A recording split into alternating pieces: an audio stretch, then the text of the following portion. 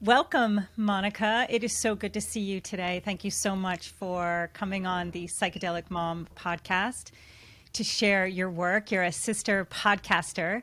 You are the host of the Revelation Project, and we'll get in maybe in this conversation of the very random way that you and I met over a necklace. So we'll talk about that later because it has to do with some of the work you do, which is archetypes and the feminine. On the Psychedelic Mom, as you know, I'm exploring some of the same themes that you are. And we're both really looking at the ways in which we've all been, but in particular women, have been enculturated. And how do we unmask ourselves? How do we create a different path for ourselves, but also our daughters and the world going forward? So you're tugging on some of the same things. So I would love to invite you to talk a little bit about the Revelation Project and what is so unique about it and what you're trying to do with your work as a coach and with your podcast. Oh, thanks, Michaela. It's just so wonderful to be here. And yeah, I was just saying that it's also wonderful to be on the other side, and to actually respond versus be the one to ask the questions. So first and foremost, I would say that the Revelation Project is really all about revealing what's been hidden, oppressed, suppressed.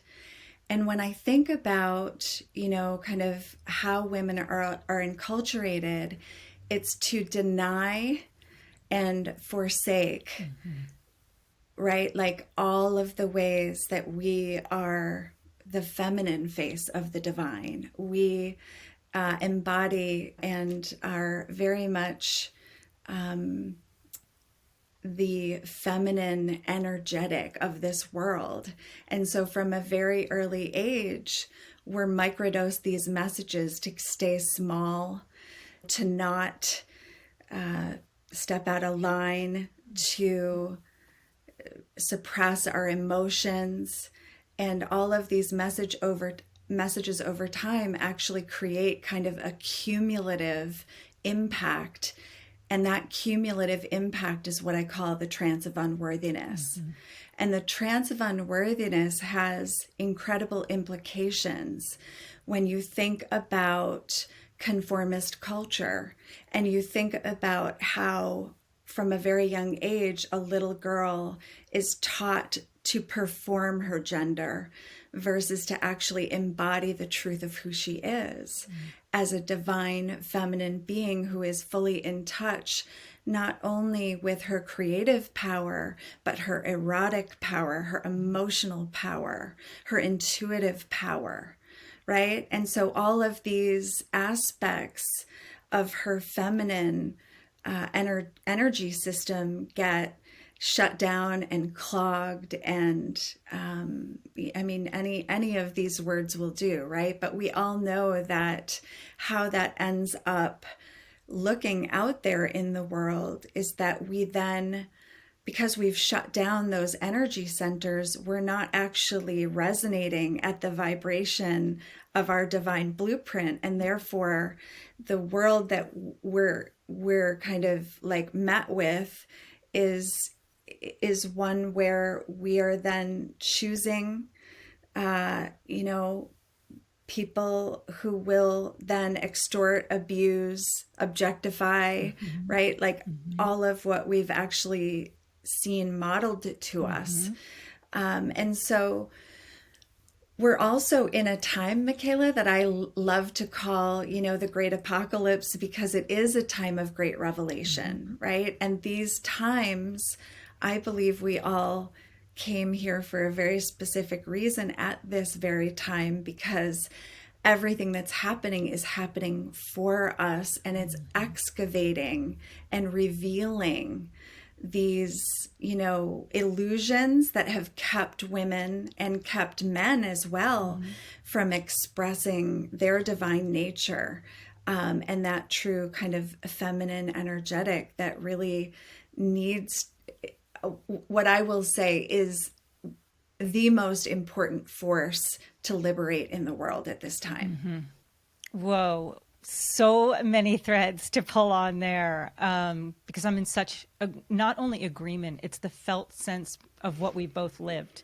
Because I don't think that we would be here today discussing these topics if we hadn't internalized the very things that you're talking about. And so one of the things that you just mentioned there is how the system within a girl, once we internalize those things from a very young age, we lose contact with our intuition and our bodies because we've really been told to turn them off and allow them to kind of be one aspect of ourselves. How would you say that this affected you in your life personally? How do you feel you were enculturated, and how did you suddenly wake up to this idea that, no, I'm here for a very unique reason, and I want to embody all aspects of who I am and break really the mold that has been put upon me? What was your personal process? So I would say, like many women, it was a slow disassociative process. So I always say that that passage really from kind of childhood, the archetype of the child, right? Who in many cases is kind of that child of innocence and wonder, right? And the magical child for many of us turns kind of into, if you're able to go through your childhood and have that experience, you can kind of maintain that. Then there are those that had a traumatic upbringing and might embody the wounded child archetype. But in any case, we always have the eternal child within us. It doesn't matter if they're wounded or magical or who they are. We have the eternal child that continues to live and exist within us. And, you know, when we as women would normally cross over into maidenhood, and in indigenous cultures, there would be, you know, a tribal elder or a group of elders and initiated women who would then assist with that crossing over of that bridge. And we don't have that in this society. And so what happens is that we become arrested or suspended on that bridge. And while we may come into maidenhood, oftentimes the body, that's when the body becomes emotionally uninhabitable. And because women are designed to intuit the world, because our literal biological and physiological design is about, you know, these neuro pathways that actually inform our intuition and our being. When we exit the body, we then lose the capacity to actually feel our way through the world. And so when we've been told that our emotions are frivolous or insufficient or unreliable, we learn to suppress them and we disembody, and we end up living up here in the mind. And of course, this is a very kind of polarized world, right? And if you go back to the Hermetic principles, you know, you actually get that there's a reason that everything is dual or separate, because it's this idea of everything coming together in a sacred marriage to create. So you've got a masculine and a feminine in everything, including the mind and the heart, right? And getting those two to finally unite, right, is a big deal. And so what I find is that most women escape up into their mind, which is where the trance exists. The mind is the trance. The mind is the one that becomes the inner prison that keeps us behaving as pretty, pleasing, and polite. That's where we do the performance, because it's our mind telling us, this is how we behave. This is how we sit. This is what's becoming for a lady. Don't do that. You should do this, right? That's where the mind kind of keeps us imprisoned and in the trance of unworthiness. And it's interesting. I love that, what you're talking about, because when you're talking about the disembodiment as well as the trance and the mind, and what we learned about what was becoming and what was unbecoming, it's so fascinating how we take all of that on and we become very performance oriented. And also, when we go against what is becoming, there's a lot of shame involved. So it's the reward of being the pretty, the perfect, the performer, and then there's the shame of being anything outside of that. That's right. Whew, it's heavy stuff. Yeah, well, it can be. And then what I would also say is that so the journey back home, right, is the journey back to the body. Yes. And, and I get chills whenever I start to talk about it because, again, we can intellectualize all of this, but that's not going to do us any good. What we've got to start doing is actually embodying this work. And so much of my work is actually, and I call it unbecoming, right? Because it's the journey out of the head, or predominant, like letting the head rule, right? To coming into awareness. And for a lot of women, that is terrifying.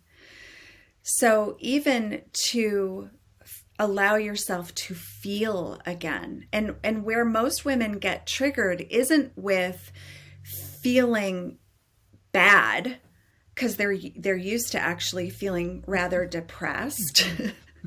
And rather, disconnected. Like those are very familiar feelings for women. What's difficult are things like feeling pleasure, feeling anger, and allowing those feelings. Because when we shut it off, we can't just selectively, right? Like say, I want this emotion and I want this. If you're in, you're all in, right? And so you've got that range of emotion. And I think like a piano, there's 88 keys, there's 88 emotions, right? Like if you want the whole symphony, right? Like you've got to be able to, yeah, you want the whole human back. experience as a woman. And I think you're right. I think it's something in my own experience, I can say that this all mirrors my life, like disembodied, living in my head. The return home, as you said, it gives you chills. You can feel even in the body the thought of coming home to the truest nature of self, what that actually means as a human being. And the piece that you just talked about, I was saying to someone recently, I think I had to go through every single emotion that had been stuffed down, not processed, never felt, and allow it all. It's almost allowing the adult body to process even what the child never was allowed to process, and all the ages through. And women are so unfamiliar with rage, and yet there's been many things to rage about and to feel deep within our souls. Have you found that the process of feeling all the emotions never felt has been part of your coming home to living within your body and then welcoming all of the emotions? Yeah. I mean, this is where I say, like, I can breathe actually, because I started just saying this phrase to myself. Say yes to the mess, Monica. Say yes to the mess. And I started to really recognize that the mess for me is where everything gets to belong. It's where I can feel all of these emotions and start to actually articulate and put language to things I've never dared to feel. And it's been other women actually, and through this concept of recontextualized sisterhood, that I've been able to do this. And of course, this is how women are empowered is through these circles of sisterhood. And this is why those circles of sisterhood were disrupted long ago, is because that's where we're most powerful, is when we're with each other in this way. And of course, I'm not talking about the way we've been patriarchalized to be in sisterhood. I'm talking about when we recontextualize what true sisterhood really is about. It doesn't involve gossiping or competition. It doesn't involve she's better than I am in comparisons. What it's really all about is that each of us brings a unique gift and many unique gifts to the circle, and that we all get to shine, and that by my shining, it doesn't diminish her shine. And by her raging, it doesn't mean I can't shine, right? It's like, again, everything gets to belong. And so this can be scary for women unless you start to presence that the mess is actually where incredible things start to get created, right? It's where, if we were to look at even the metaphor of the lotus, which is the symbol of enlightenment, and while it can be a trope, it can also be deeply, kind of inspirational when you think about the fact that it does grow in the muckiest, muddiest, darkest places, right? And so how does that work? The symbol of enlightenment actually comes up out of the darkness, right? Through this mucky, murky mud toward this, full blooming, like that it actually requires this full blooming, this full enlightenment actually requires the darkness. It requires this messy, gritty, uncomfortable human experience. And that is through the body. And this is the other piece that I think is so potent and powerful and provocative, is that if you've been raised in a religious culture, you've been taught that the body is sinful, that the body is shameful, that the body and our erotic power is something to just, no, right? And so I want to really presence in this moment that is all by design. We've been separated from our bodies by design. We've been separated from circles of sisterhood by design. We've been separated from our erotic power by design. And there's a reason why. And the reason why is because of how powerful embodied women are. I'm just getting the chills because I just have to share something. And so I was recently on a retreat, and I was lucky enough to be in the position to be serving some plant medicine. And one of the participants in this retreat, where it was legal, it was a man. And he was having this profound experience. Now, granted, I'm in the position of medicine woman, so there was this transference of seeing the divine sacred in my face merging back and forth. And as he got talking later, and I'm just speaking to like the way men internalize this and what you just said, and he said, "Oh, I'm getting something." And I said, "What are you getting?" And he said, "Whoa, you're the medicine." And I said, "We all are." And then he said, "I can see why I wouldn't do this, but I could see why they burned the witches." And I said, "Oh, really? Why?" And he said, "Whoa, the power that you carry." And he was witnessing in this thing, and his journey was all about the sacred feminine, motherhood, women. That's what was coming in. But it was a moment where I thought, wow, it's so deeply internalized that that power was so threatening that even on a medicine journey, he's saying, "Oh, I could see why they would do that. It's too powerful." That's right. Yeah, it's so interesting too, Michaela, because I do want to make sure, like, and I always say this, and I'm sure you do too, right? That when we talk about patriarchy, we're not talking about men. We're talking about a system of oppression and control and domination. Because And everybody so loses in the system.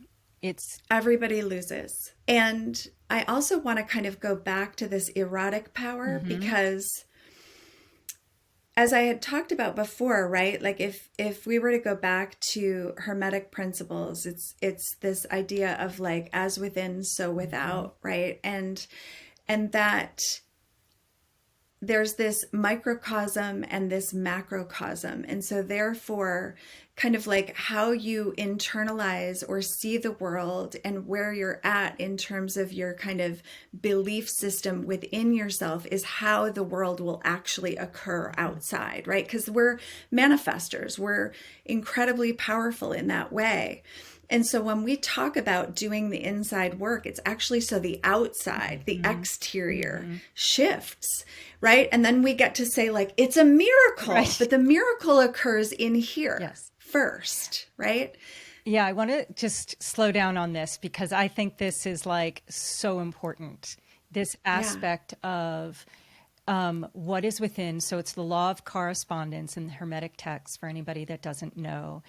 And in thinking of what you believe, what you think about inside becomes manifested in the outside world. So if you want to know what's actually going on inside yourself, look at your relationships outside yourself and what's manifested in front of you, because that is your teacher. And I think that's what you're speaking to, is that to attend to the inside is to change then the exterior manifestations in your life, and not from this woo-woo manifestation place, but we are creators and we have the ability to create in our lives. And when we align to that truth within, you see that manifested on the outside. And that's not to minimize those who might be listening that are in incredibly difficult circumstances. I do believe that, again, like those situations exist, right? Where you're not responsible for what happens to you, but you are responsible for how you can heal that, or how you are then taking that and what you're creating with it. Right. So there are a lot of ways that we can bypass certain things, but this whole concept of like woo woo can be extremely dismissive. But I think that that's when we do kind of overstep some of these really important conversations that actually involve some of this grittiness, some of this mess, because you cannot kind of get there without this kind of messy, right? Like you can't have the pearl without the grit. That's kind of how that design happens. So when we look at kind of these principles or these polarities kind of coming together to create something new, and we go back to what you and I were talking about, and you being in this recent situation with this gentleman who was telling you, like, I see why they burned the witches, right? So our witches were oftentimes those that were embodied women who were very much in touch with not only who they were, but they were medicine women, they were herbalists, they were in deep relationship to that which is sacred. They were in many ways deeply connected to the goddess, and if you look at earth medicine, right, as kind of like the goddess archetype, right? Like I can go in a couple of different directions here, but I'm going to stick with this metaphor that it's actually through, again, the body, and you think about our roots, right? And our ability to kind of tune in. And we have this sacral rooted erotic power. And that's the most kind of important piece of this. because the more we could get women out of their bodies and away from their erotic power, the less we could create a new world. Because it's through that rooted sacral center that we're actually able to connect and with our imagination and tune into our sensual nature and to imagine and desire something different than what we're getting. So if we're disconnected from our body, we can't actually imagine and then create something new. And so I love the work of Dr. Joanna Kuyava, who wrote The Other Goddess. It's a book called The Other Goddess. And what she talks about is that women, when we become activated spiritually, we have that Kundalini rising experience. And it occurs within the women first.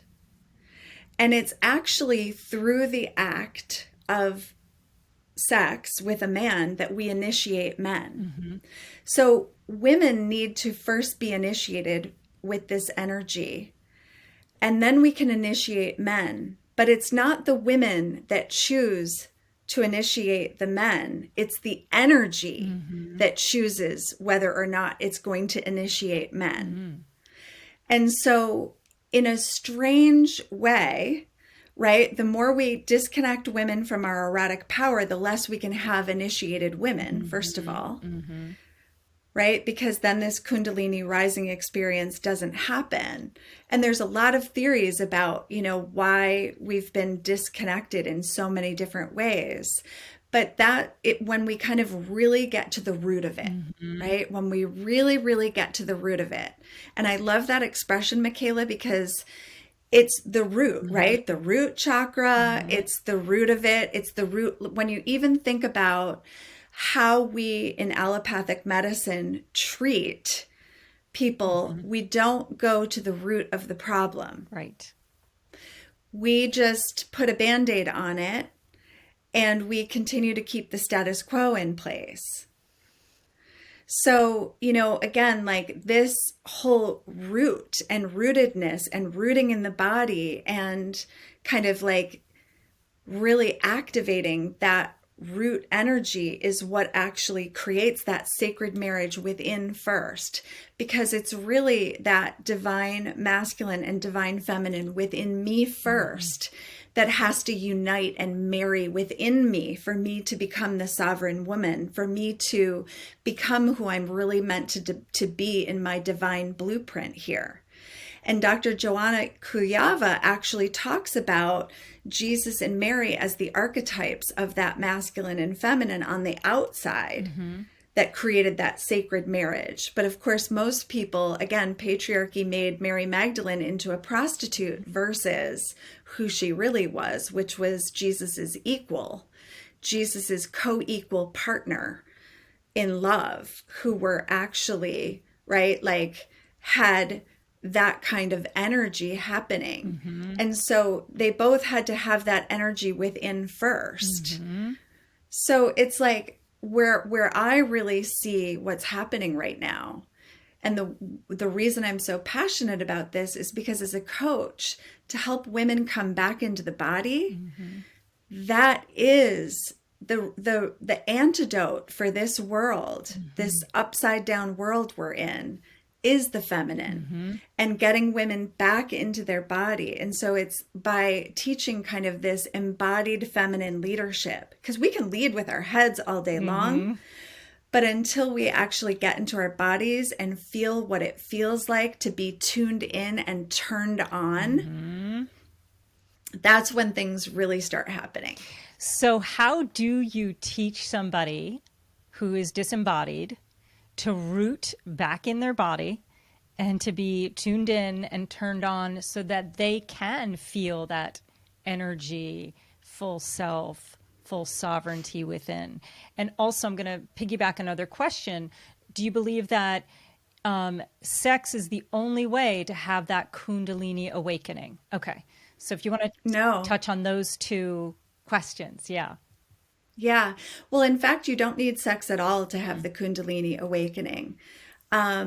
It's, and this is where, you know, there's so much here. So you can have a Kundalini awakening. Again, I think that's where kind of it's this energetic, almost like the seed is within all of us. It's whether or not, that seed kind of bursts open and starts to actually activate within you, right? And so for a lot of people, like I call it getting out of the comfort zone is the first place I tell people to go, right? Is like, if there is and there are multiple ways to get out of your comfort zone. If there's something that you're like, gosh, that kind of scares me, but it also excites me, it's like, go that way, right? Because revelation does not happen inside the comfort zone. And I really love reclaiming that word revelation, because again, it's kind of been taken from women over history. And for a long time, especially in the Mormon faith, right? Like women were not allowed to have revelations. That was the domain of men. Right. And yet again, we're in the upside down, but it's actually women who get the Kundalini activation first. And so it's kind of interesting because that's a revelation in itself. Right. And in a lot of cases, she is able to access revelations very easily because of how she's designed. And then as far as helping women to come back to the body, I feel like there are tools, practices, and teachings that help that process. But it is a process. And it's one of those things that, like anything else that you really want to master, you develop it as a practice. But I'll give you an example, Michaela. Let's say I'm coaching a woman and I ask her a question. And so the question is, from there is like, well, if you did know, right? And then another question might be, and where do you feel that in your body? Right? And starting to get her to tune in to maybe a place in her body where that answer lives. Because we think our answers are in our head. And they're actually not. Like the mind is more of a conduit for like putting language around. But like a lot of our memory and a lot of our feelings live kind of at this cellular level in the body. And so we have to be able to kind of use the head as a way to kind of, put language around what it is that's actually coming alive for us in our body. Yeah. It's pretty fascinating too, because every time I work with a client and I ask them to close their eyes and go in, I'm shocked at the body's information. I mean, it's one thing to read the book, The Body Keeps the Score. It's another to do that work yourself or to work with a client and suddenly have them say, I'm feeling some pressure near my heart area. Oh, can you go in? And to have like memory, actual real memory emerge. And I'm always shocked too that this can be done without medicine. That the body really carries like the deep subconscious material. Yeah. I mean, the body holds the wisdom, and so it's like we tend to kind of stay up here, and it's just only going to ever really get us where it's gotten us. And so again, same thing. It's like I think of men too, and kind of again where the feminine comes alive in them, and that is just such a profoundly beautiful thing when you see a man who's in touch with his inner feminine and who can embody this strength as well as these nurturing qualities that really, I mean, there is nothing more beautiful or sexy to me than a man who can is in touch with both aspects, that ability to really kind of come to a relationship with a relatedness, right? Because that's often what we're longing for as women too, is a male who is strong and emotionally in touch and related to his emotions in ways that are not just what patriarchy allows a man to be, which is just rage, right? The Or doer, disconnected. yes, the Yeah, the rager, the doer. doer, the performer, the protector in the ways that the patriarchy has shown.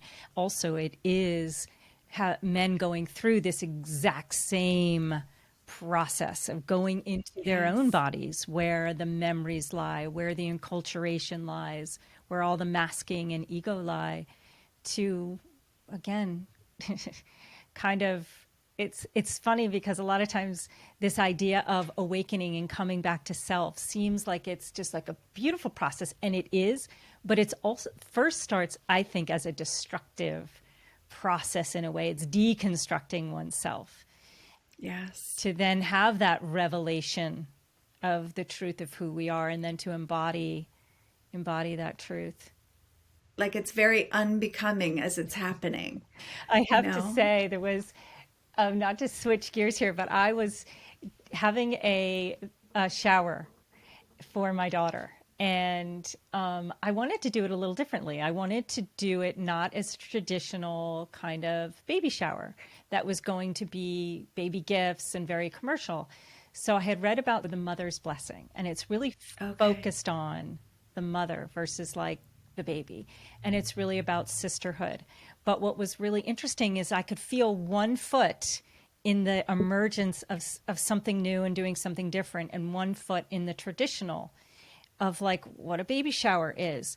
And it was so interesting. While I was getting ready for this baby shower, I had your podcast on, and I was listening to the episode that you did on the invisible work of women. So after hours of doing flower arrangements and getting it ready, I am listening to the invisible work of women. And a friend called me and she said, "How are you?" And I'm like, "Done with the invisible work of women. Okay. I'm just done." And she was like, "Okay." And then my younger daughter called and said, "What are you up to?" I said the exact same thing. And you know what? It was very, um, it was very enlightening. Yeah. It really was, to really think about all the ways that I still play into some of these things. Some of it's the self-suppression that you've enculturated for Yeah. so long, or patterns of being. So, do you want to talk a little bit about the this topic that you were covering on your Yeah. Yeah. podcast? So, right. So it's like the invisible workload and the way that women, it's like how we emotionally caretake and we kind of do the emotional labor for everybody. Mm-hmm. And so that particular episode was with Susan Hyatt. And it was really illuminating to me because she was really able to kind of talk again about how in this other kind of, if we kind of flip the script kind of thing, like we're always in this double bind of too much or not enough. And so there's this way that even as mothers, and I want to kind of go back to the mother archetype in a Mm-hmm. minute, because it's one thing to be a mother, it's another thing to embody the mother archetype, Mm-hmm. which is a different kind of energy. But as mothers, biological mothers, we tend to overcompensate. We tend to do everybody's emotional work for them. And so, in a lot of ways, we are exhausted, depleted, overworked. And, if you start actually looking at all of the ways that we're doing all this work and we're not compensated, not in any way, not monetarily, not emotionally, not relationally, I mean, it's kind of like it starts to really scramble your eggs. You're just like, what? Like, Yeah. how could I not have seen this Right, before? right. And then like once you can see it, you can't unsee No. it. And so this particular episode that you're talking about was like that. I was like this is some bullshit. Right. I'm like, yeah. And you just made that phrase, scrambled your eggs. I'm like, yeah, and I'd have to scramble them myself.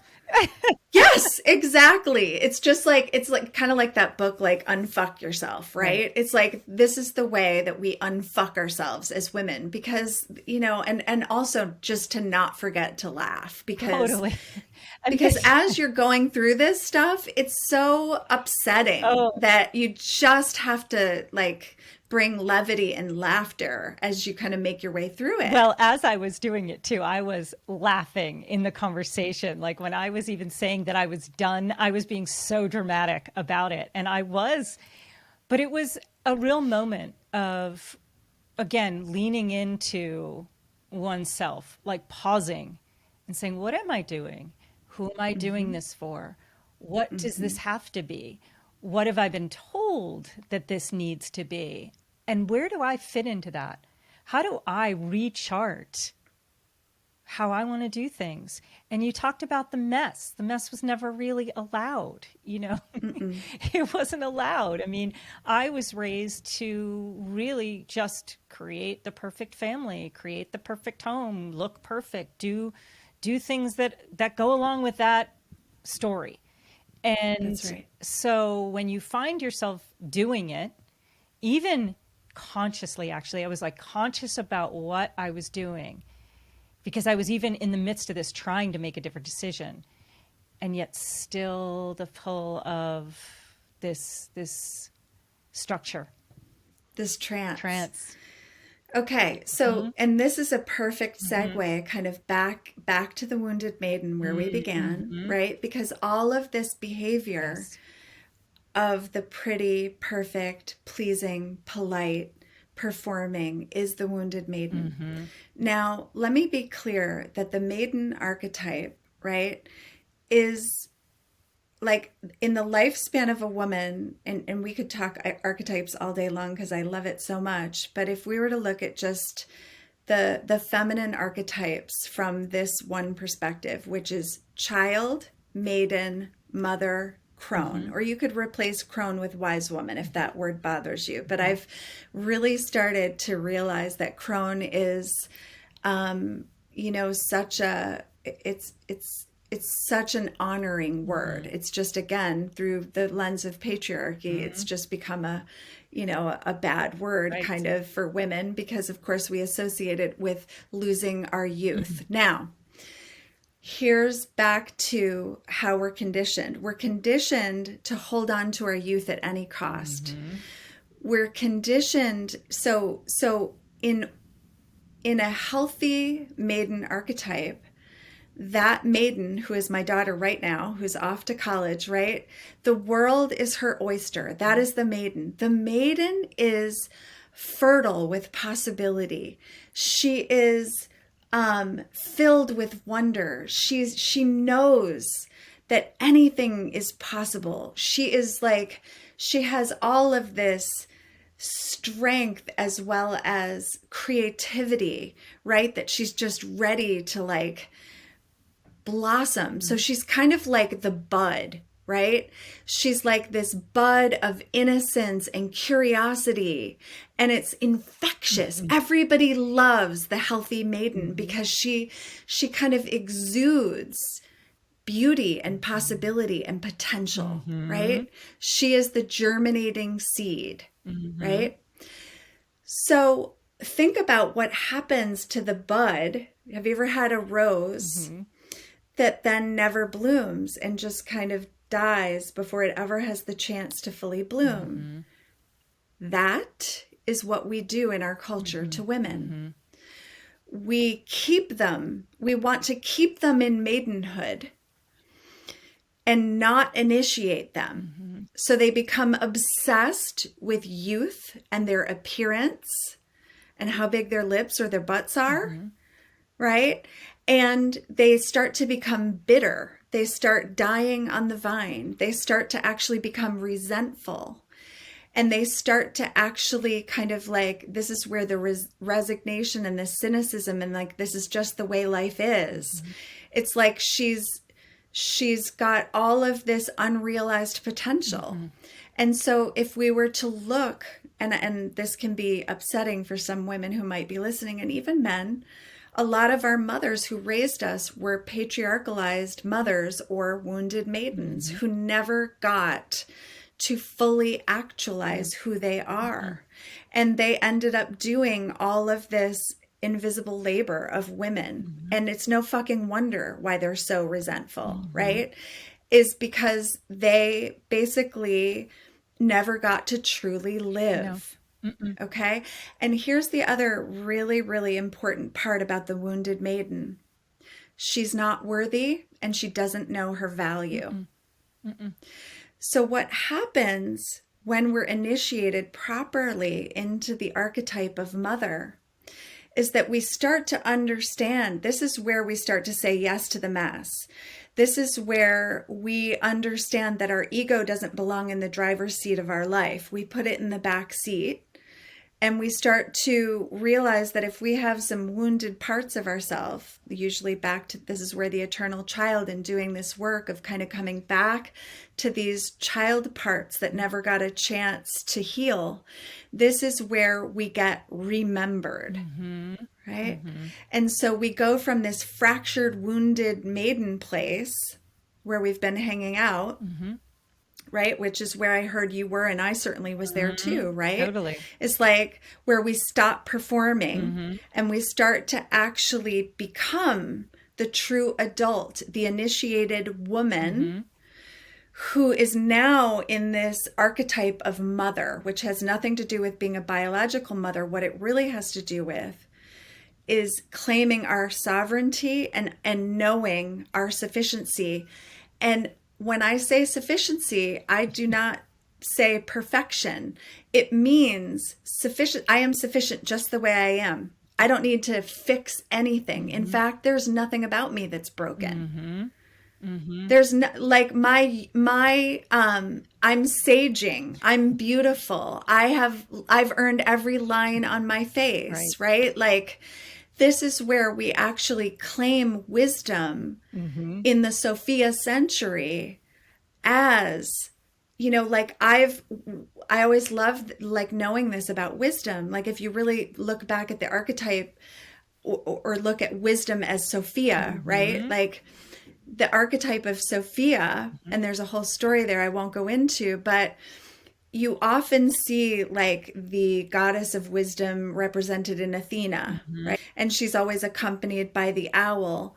Well, this totem of the owl is like, the owl is that bird that cleaves through the darkness in order to kind of come back with a higher perspective, in order to see in the darkness. That's what wisdom is this embodied wisdom. We've been through the darkness and we're here to tell the tale, you know, and that's this place where we also, in knowing our own sufficiency and in knowing our own enoughness, this is the place where we also get to look at what's not happening in the world, or what is happening in the world that's unjust, untrue, unsustainable. And this is where we say, that's enough. That's enough of that. This is where, have you ever been in the presence of a fully embodied mother who is saying, enough? You're not going to mess with that energy. No. And that's why they keep us in maiden. Because the more we embody the archetype of the mother, the more they don't get to just extract and capitalize on what is not theirs. The less they get to extort. And that's why we want women to become embodied in who they really are, is this archetype of mother then of course allows them to connect to their sage, their inner sage, and their age, their true age. Yeah. So talk a little bit more about the archetype of the mother. Yeah. So the archetype of the mother is, think of going back to the root. the deep well where all is well. Mm-hmm. The archetype of the mother, she is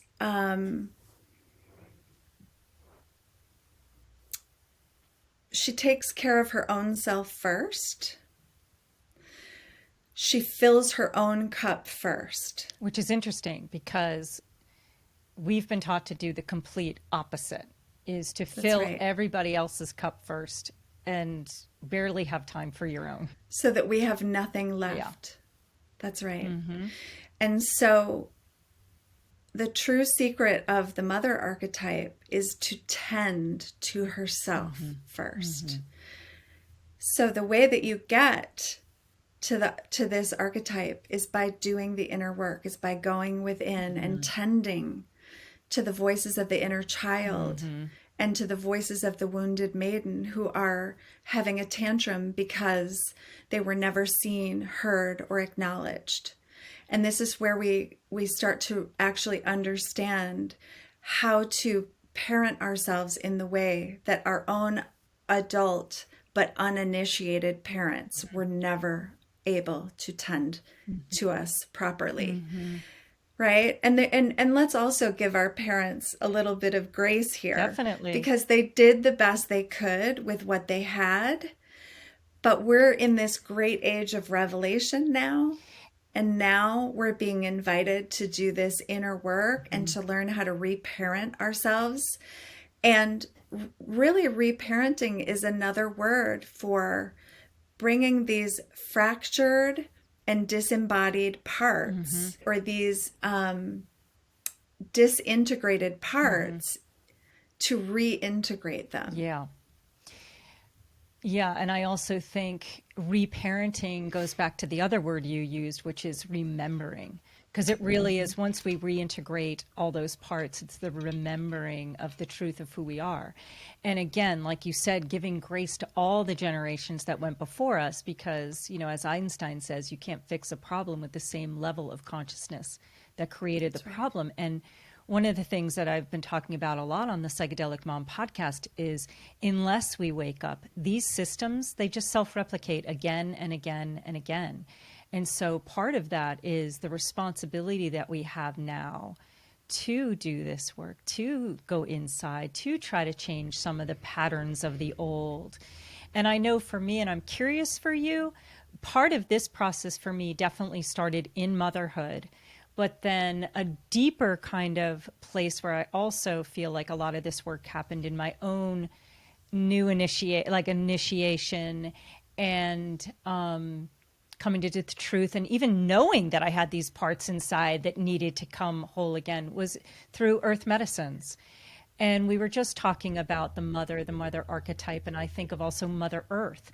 I'm curious for you, were earth medicines part of your path at all in this rerouting of self? Yeah, very much so. And I love that you brought this up because, yes, I had what I call the triple wound. Right? Which was, I was disconnected from myself, right? And my own kind of feminine body. I was disconnected from my own mother, my own patriarchalized mother, right? Who wanted me to conform to the patriarchy narrative. And I wouldn't. And so it created a rift between us. And I had a disconnection from Mother Earth, Mother Nature, right? I was so disconnected. And so, yes, I would say that similar to you, Michaela, part of my awakening, and I think this happens for many women, and I think also by design, but by spiritual design, right? Which is that we're kind of given these choice points. And I say we have multiple. So if you've missed a couple choice points and you're listening, don't worry, Right. there will be another. You can shift this up at any point. And it's when you're parenting your children and you, like, I would have these sudden revelations of like, my God, I would have never, like treated my own child this way, right? Like, or I would have never like put my daughter in a situation that maybe my parents put me in. and it would actually trigger a traumatic memory. Right. And it could either inform my parent in one direction, or I could shut it down and stifle it off and just, like do the thing, like just do what I told you to do because damn it, I'm the parent, and kind of like perpetuate the same harms that were done to me, which is very much kind of like this trickle down effect that continues to happen. It's like, where we actually parent our kids in such a way that they become conform to wanting to be pretty, pleasing, and polite, just like we did. Like if we don't interrupt that process, if we don't at some point say, I see that I'm doing harm here and I don't know another way. Yep. And so I started to seek help, and that's when I started to recognize that I had unresolved trauma. And it was showing up with things like ADD. I think a lot of like adult attention deficit stuff is actually stems from trauma. But this is just my story, right. And my theories on it. And so it also was, again, going back to the wisdom of my body. There was a point where my body just said no for me, where it was coming into my life. Because the feminine is uncertainty. She cloaks herself in so many mysterious and mystical and confusing forms, but she is the opposite of certainty and order. And that is not a bad thing. No. So interesting. Yeah. Yeah. And so she starts to show up sometimes as chaos. A lot of people will talk about the goddess Kali. Kali. Right? Kali often is the universal 2x4 that comes in, and she cannot stand. Like she comes in often into a wounded maiden's life, and she says, that's enough now. That's enough victimization. Right.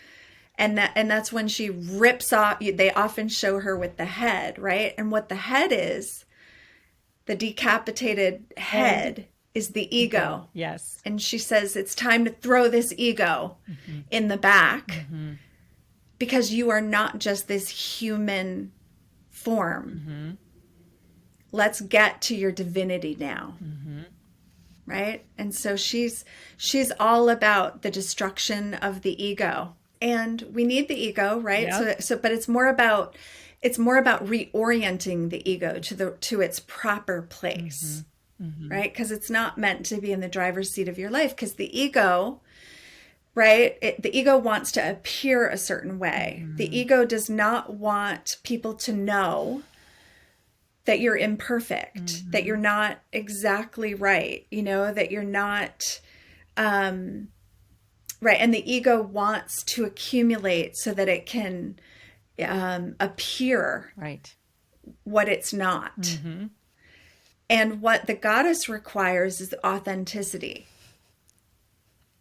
What the feminine requires is authenticity. And it's interesting because I don't know for you, that process, but I would say in some ways that authenticity, when you are taught so much and you are enculturated to just mask, disassociate, pretend, that authenticity actually can be difficult at first. Like, oh my gosh, I want to say this, but I don't even know how, because, whoa, I've never even said those things. And it's a process, actually, I think, of coming to the place of authenticity. But it does feel like an incredible, powerful, energetic field that does come in and say, no more. You'll find your way. You'll find your way. You may stumble.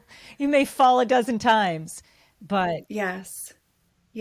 And this is where also I would say I started to notice. And a lot of people, it's like, oh, notice, no big deal, right? But to your point, there are places where we start to notice, especially as women, where we say yes when actually what we want to say is no. or where we say no when actually what we want to say is yes. Right? How about, can I help you with that? No, I've got it. Bullshit. Right. Bullshit. Right. Right. Yeah, I do want help. Yes. Do I know how to receive? Can I receive? Right. So you start noticing where you're not being true, where you're not being authentic. And that noticing for our listeners today, that is gold. So don't invalidate it, because it is gold. That's where it begins. Exactly. And even if, because I went through this process at one point, I could feel so deeply in my soul that I was saying yes to something that I radically meant no. And I noticed it and I did it again. And I noticed it and I did it again. And I then felt this tension within myself, almost criticizing myself, but then had to realize that the part that was saying yes was that wounded part who didn't know yet that she had the right to say no. And I almost had to remake these agreements and get to know her. And where did she start? What age did she show up in the world? So even the noticing of, you notice it, but you still did it. It's okay. It's still the noticing. And you're just beginning that relationship. And it's probably a never ending one of all the parts coming home. But you're bringing up a really pinnacle part of this, which is the inner voice.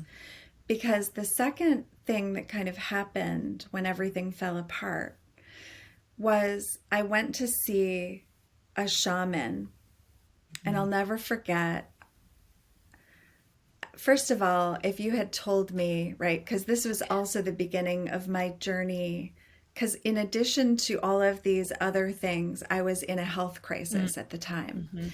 And nobody in allopathic medicine could help me. And so I started to seek other healers and be connected to other people. And I was willing to try anything. And this was when I was introduced to this whole concept of a shaman.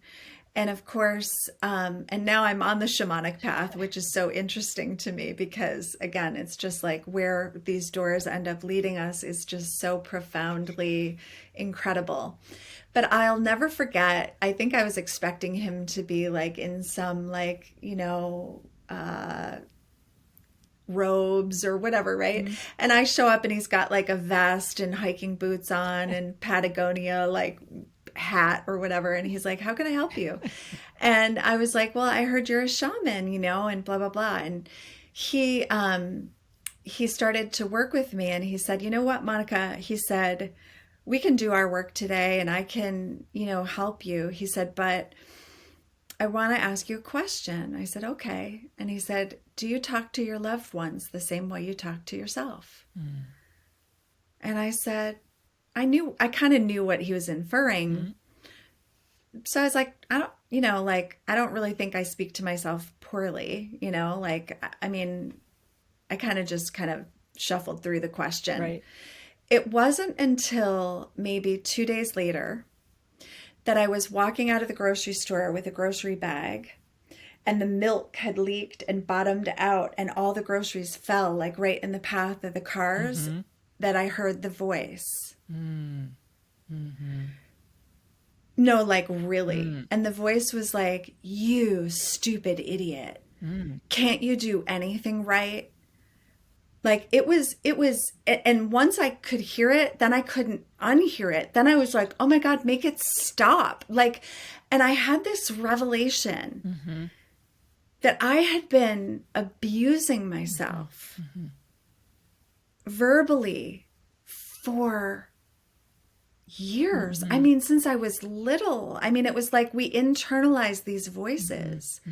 And some of the ways that I spoke to myself, they weren't my voice. Right. They were the voices of teachers. They were the voices of bullies on the playground. They were the voices of, in some cases, my father or my mother, but I had internalized these voices and I was using them to abuse myself and to keep myself small. And that's what I mean. It's like the mind becomes this inner prison, and it's those voices that keep us in line, that keep us from shining and keep us small and unworthy. Those are the voices we've internalized. It's interesting too, because once we've internalized them and we're living from that place, we think it's our safety, because we're living in the expectations of culture, and we've learned for a long time that that's the way to live in the world. So in some ways, we think it's how we stay safe in the world, by staying small, and yet it's the complete opposite. Because when we're playing safe, or when we're allowing these voices of others to dictate our lives, we're not safe at all, because of Right. yeah.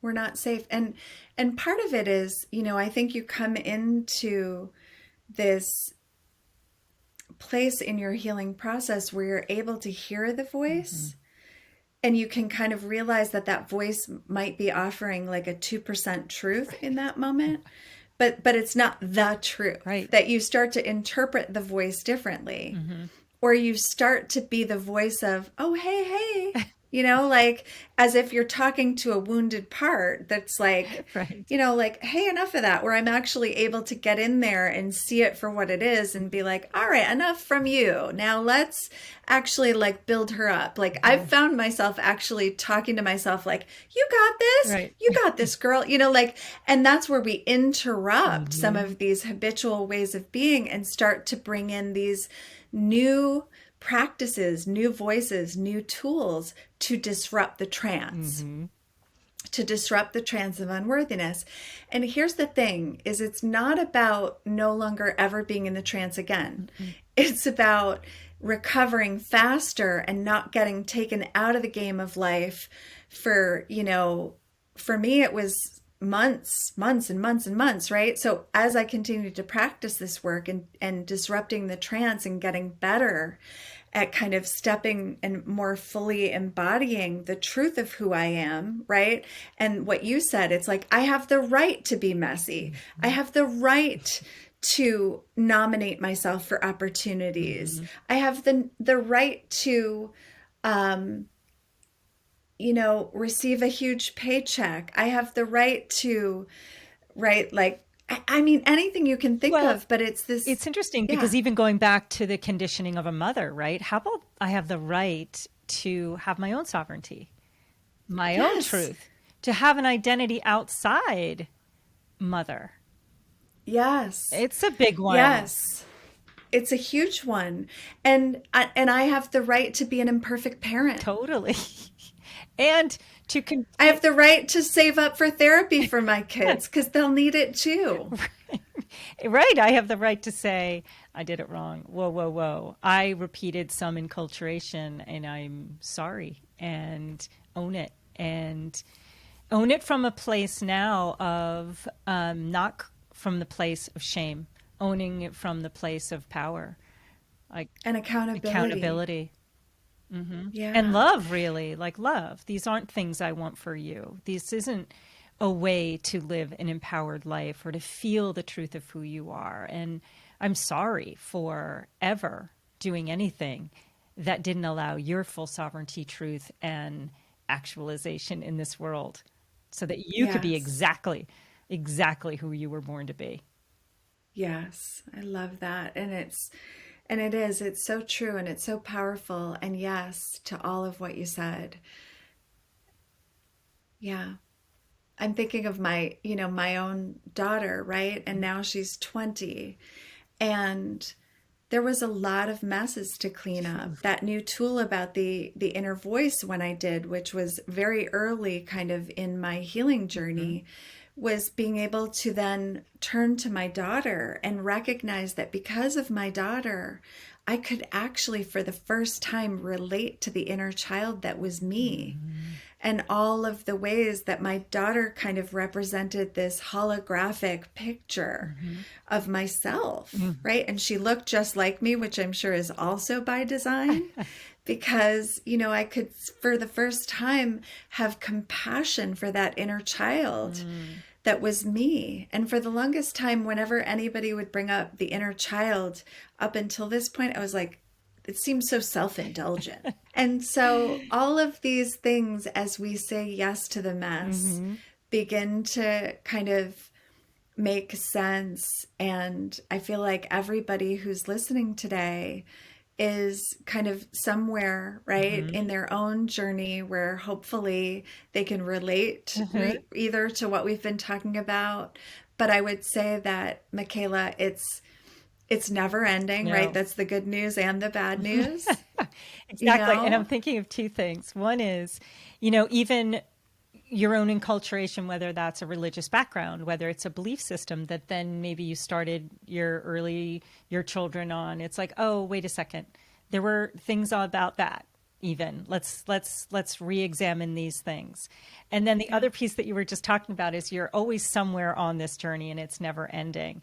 And when you spoke of your kind of dark night of the soul time where all the floors were falling down lower than what you had thought, I was thinking how, you know, when you go through one of those cycles, feeling all those emotions, a hero's journey in a sense. I was thinking the other day, because I went through one, and it was like a 3 to 4 year process, right? And I know there's another one emerging, but I remember being at the end of it kind of and feeling like, where's everybody? Like, does anybody realize that I just went through this hero's journey and how difficult and beautiful it is? But it's kind of, we go through this work on our own in a lot of ways. So when you were talking about the true sisterhood, that came to me recently in another journey of like what true sisterhood really is, and true camaraderie and friendship of women. And I think that's another piece to celebrate when we are in process, wherever we are, if it's in the middle of the mess or if it's at the end of that heroic journey, as women, to truly support each other in the true sisterhood of holding each other wherever we are and being honest and authentic about where we are. And I think can be a challenge with the conditioning that we have. So Yeah, I agree. I also, I love what you said about the hero's journey. And actually, in the group coaching circle that I'm in right now, we just taught the heroine's journey. And what I love about the heroine's journey, which is Maureen Murdoch's work, is that we realize that the hero's journey is kind of this quest for adventure, and the heroine's journey is a quest for wholeness. And that actually includes the masculine. And so I feel like, you know, Michaela, we go on this journey as women, and it's breaking away. Like, because if you really look at kind of the cycle of the heroine's journey, she has to disassociate in order to remember. So it's kind of like, you know, we come full circle, literally and metaphorically, to this place where we've rejected and denied the feminine. And then we come to actually realize that she was just the convenient scapegoat, right, for a patriarchalized world that's kind of suppressed the feminine. So we make our journey back to the feminine, and in journeying back, we remember our masculine again, right? So we kind of, it's like we go through this whole just journey, literally, like this internal psychological journey that really has us remember and come back into this healthy relationship.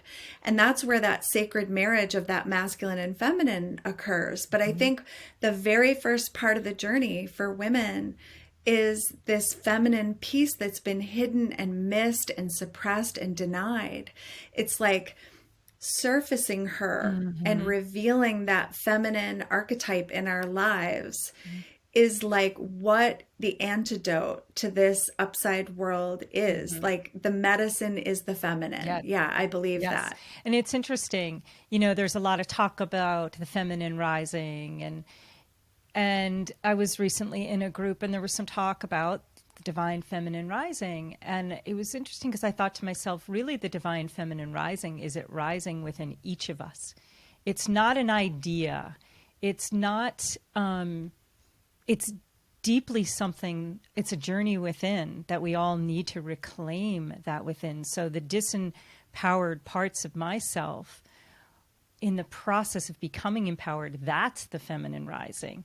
It's when we each individually do that work and do that reclaiming of the feminine archetype within ourselves.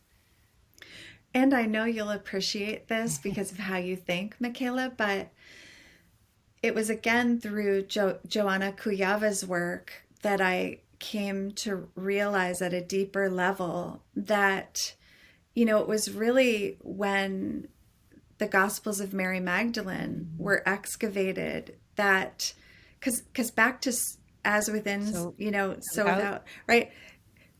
It's this idea of like, as it was being excavated out of the earth herself, the goddess herself, it was being excavated in our psyches and coming and returning to our psyche, right? And so you realize like that there's this deep intrinsic connectedness between our literal bodies, and we come from the body of the goddess, right? We've just been taught that, it's again the opposite way, right? But yes, so like, it's happening simultaneously, almost like the cosmic divine feminine is being unearthed on a cosmic level, but also doing the individual work ourselves. And this is where the plant medicine comes back in, because she provides everything we need to come into consciousness. Everything. And so you had asked, has plant medicine been part of my journey? Absolutely. So at times microdosing, at times sitting with medicine, right? So I like, it just depends, right, on like which one you're talking about. Right. But again, each time has been this gradual, deeper understanding, not only of myself, but of like the world. And I feel like this realm, right, where we're able to connect, where the veils lift with psychedelics, where we're able to kind of experience something different in that liminal space that allows us to kind of to have gnosis, which is different from knowledge. Yes. It's like these are the journeys that kind of allow us to come back with more wisdom than we had before. And I think for a lot of people, it can be scary, but I want to just replace the word scary with foreign, right? It's like, I think we can tend to be like, it was scary. Well, it's new. Like right? Like there's no, I think sometimes like words are so limited because they can tend to kind of make it mean like that it's bad, right? Versus I remember kind of coming back into my body and I was like, what is this feeling? I think I'm anxious. And the healer I was working with, she was like, or joy. It could be joy, And I'm like, right. Like, I don't know what it's like to feel joy yet. So I'm like interpreting it as anxiety, but actually it was just something else was here and it was foreign to me. And it was actually joy. It's so amazing too, because what you were talking about before about the importance of going into the body, that the body really is the way. And then you think of the mother, this being Mother Earth, and the medicines that are all around us to heal us that Westerners have forgotten about. And how in the journey of a plant medicine, the first thing it does is bring you back to your body. I actually remember coming back from a very powerful ayahuasca ceremony. And as I'm still kind of out of it, but I'm pounding my chest with my hand really fast. And I open my eyes and it didn't even feel like my hand. And I'm looking down thinking like, what is happening? And I just hear this voice, I'm returning your body to you. And it was the beginning of the realization of how disembodied I had become, how I was all in my head.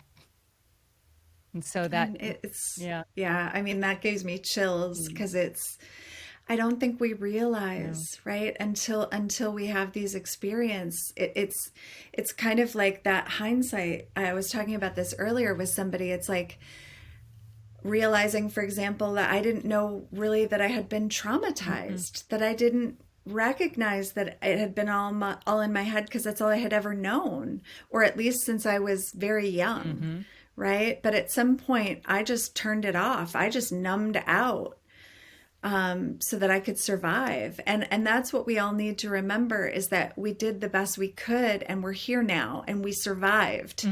And those coping mechanisms are no longer serving. Exactly. Right? I used to have I really had this thing where I didn't feel physical pain. I was like, oh, I have a really high tolerance for pain. And then as I started to do this process, I'm like, why would I have a high tolerance for pain? And why is it uncomfortable to go into grief? Why it's kind of the inversions of truth at times, that it's okay to be disembodied, that's who we're supposed to be, or that leaning in to grief or sadness or the realization that there's trauma is not where, it's kind of like that inversion of truth, because that is the way. Yeah. That is the way. That is the way. Yeah, I love that you call it the inversion of truth, and I call it the upside down. I like it. Yeah, it's so funny, right? Because as you and I continue to talk, I realize we have created these different language systems to explain you're the world. The Revelation Project, and I'm using psychedelic as soul revealing. Yes. Right? And it's very interesting. Different paths, but the same inevitable path that we're both and all on. That's right. And I think too, that's also the beautiful part about this, is meeting women like you, right? Where I get to realize I'm not alone, and I'm not doing this by myself. I have this sisterhood of female podcasters who are embodying this work and bringing their own medicine, right? It's like speaking in your own way with your own vibrational energy and through your own words and truth. And that there's plenty, right, of work to be done. And there's people that need Michaela's voice, and people that need Monica's voice, and people that need Dan's voice. But we're all really speaking in ways that include, right, everybody's part in it. This is, for me, it occurred to me at some point, our lives are a revelation project. And I realized that when I named, the Revelation Project, I was naming what I was experiencing, which was this whole other aspect to life. Right? That's my revelation project. But I say everybody is living their own. So what's yours? Right? Right. And I say, how can we live a psychedelic life, a soul revealing life? So thank you for being on this path. You have incredible wisdom. I love listening to your show. And I love how it is very women dominated as far as voices. You're really bringing a lot of female voices into this space to talk about some of the most important topics of our time. I know you know Charles Eisenstein too, and I always think of his book, The More Beautiful World Our Hearts Know Is Possible. And I often think it's really, as mothers, we are raising the children that will have dominion over this planet. So to raise women and girls to be able to go through this process, to imagine, as you were saying, a different world and begin to create that, it's quite a journey. I love that you brought up Charles Eisenstein's work, because his work has continued to provide such an anchor for me. Because the title of that book, The More Beautiful World Our Hearts Know Is Possible, kind of becomes the place that I come back to again and again and again, because possibility in itself is kind of the fertile place, right, where we get to reconnect back as we remember these wounded parts and come back into wholeness. We now have access to our imagination again. We now have access to our joy again. We now have access to our creative power again. And that's where we're going to birth this new world. Aho, amen. Yeah. Yeah, that's So beautiful. thank Thank you you. so much. Yeah, thank you for Yes. being here and for sharing your wisdom. What is the best way for people to reach out to you and hear more about your work? And was it the Heroine Project that you just finished? So I teach the heroine's journey Journey. inside of a group coaching circle called Unbecoming. Oh, I love it. I love it. Yes, and we'll be offering it again. It's myself and my co-partner in crime, Libby Bunton, and she has actually also a really amazing coaching program called Self-Approval School for Women, Mhm. and it is chef's kiss. It's so good. Love it. Talk about getting back to the body. And then, yeah, everybody who's listening can learn more or come and listen to my podcast. You can find me on really any of the major podcast platforms, but you can also, if you would like, you can come and get a free gift. I've created something called the Women's Bill of Rights, and you Mm. can just get a free download at jointherevelation.com. And of course, you can access any of my programs from going to the website. Wow, amazing, amazing. Yeah, thank you, Michaela. Yeah, have a great day. Thanks so much. Yes, thank you. Bye, everybody. Bye.